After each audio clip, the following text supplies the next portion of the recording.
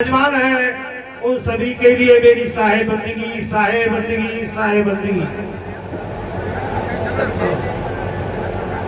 आप सभी चाय का आनंद लेते रहे और मैं एक छोटा सा दृष्टांत कहने जा रहा हूं, आप ध्यान थोड़ा सा उधर भी रखें। एक हमारे श्रीनाथ महाराज जैसे संत थे, उनके पास हम जैसा एक अज्ञानी शिष्य पहुंचा। महाराज जी सत्संग किसे कहते हैं? महाराज जी बोले, बेटा क्या करेगा सत्संग पूछ के, ये लोहे के जना है, ये न तो चले जाएंगे न निगले जाएंगे। निगलेगा हाथ फटेगी और चलेगा तो मुंह फटेगा। नहीं गुरुदेव, मुझे तो ये जानना है कि सत्संग कहते किसे है। जब तक मैं ये नहीं जान पाऊंगा कि सत्संग किसे कहते हैं तो मैं सत्संग में बैठूंगा क्यों और सत्संग क्यों सुनूंगा? तो भाई अब तुमने बात ऐसी कहती है शिष्य, तुझे भी सत्संग बताऊंगा, परंतु ऐसा कर, एक कुतिया ने पड़ोस में ही 4 पिल्ला जन्मे और मैं एक तरकधारी पिल्ला होगा, उसके कान में जाके पूछना भाई सत्संग किसे कहते? मुझे तो गवार संतों की बात मान के और देख के हिसाब किताब के यहाँ कुतिया नहीं है और उस पिल्ले के कान में जाके पूछता है कि भैया सत्संग किसे कहते हैं। जैसे उसने ये सत्संग का नाम सुना, भैया चाय पी मत रहे ना, हमारी सुन रहे हो। जैसे ही सत्संग का नाम सुना और इस पिल्ला ने अपने शरीर को छोड़ दिया, यानी वो मर गया। तो महाराज जी बोला, वो तो बात भली थी कि वो कुतिया किसी की पालतू नहीं थी, तो मुझसे आज मारपीट हो जाती है। कैसा ज्ञान दे रहे हो आप मुझे? मुझे सत्संग बताओ, सत्संग किसे कहते हैं? तो बेटा ऐसा कर, न होशियारी से जाना, एक सुअरिया तो एक बच्चा होगा मोटा सा, उसके पकड़ करके उसके कान में पूछना कि सत्संग किसे कहते हैं। तो वो वहां गया और उस बच्चे के कान में जाके पूछा कि सत्संग किसे कहते हैं, तो उसने तुरंत अपना शरीर छोड़ दिया, नहीं वो भी मर गया। अब महाराज जी से आकर के वो कहा कि महाराज आप मेरी समझ में नहीं आ रहा, सत्संग का महत्व तो बता दे रहे, मगर आप जो है मुझे इधर उधर पिटवाने के लिए घुमा रहे हो। ऐसा कर बेटा, अब कहने के एक गाय को वो बछड़ा, जो गाय अभी जो रात बाद बछड़ा जन्मो है, वह बछड़ा है और पूछा। जब वो बछड़े के पास पहुंचा, देख के सावधान इधर उधर गाय वाला तो नहीं है,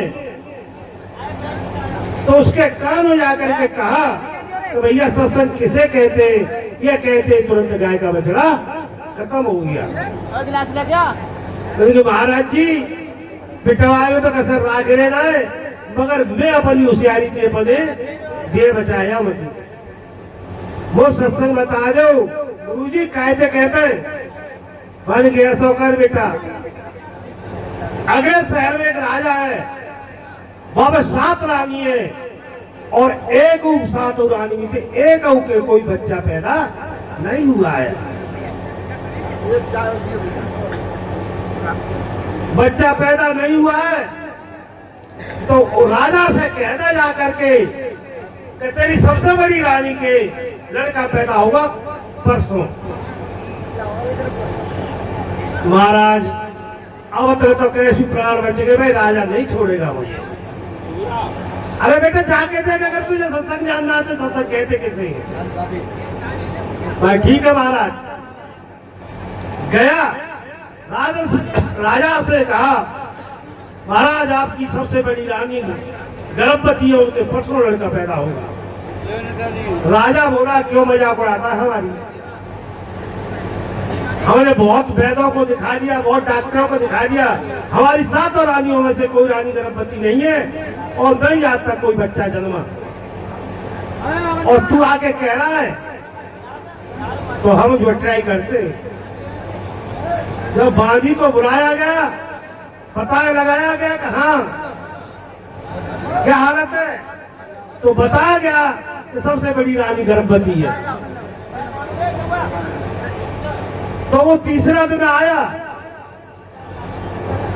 वकील साहब, तीसरा दिन आया तो रानी के लड़का पैदा हुआ।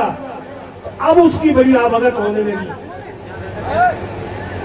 आवगत होने लगी तो भाई इसने आकर के हमें बताया और लड़का पैदा हुआ, ये हमें तो ये मालूम नहीं थी कि हमारी रानी के गर्भ है। जब तीसरे दिन वो लड़का पैदा हो गया तो उसने कहा कि भाई उस लड़के को मेरे पास लाओ। जो महाराज जी ने कह दिया था तो तुझे वो बताएगा सत्संग किसे कहते हैं। जब जो है लड़का उसे लाया गया,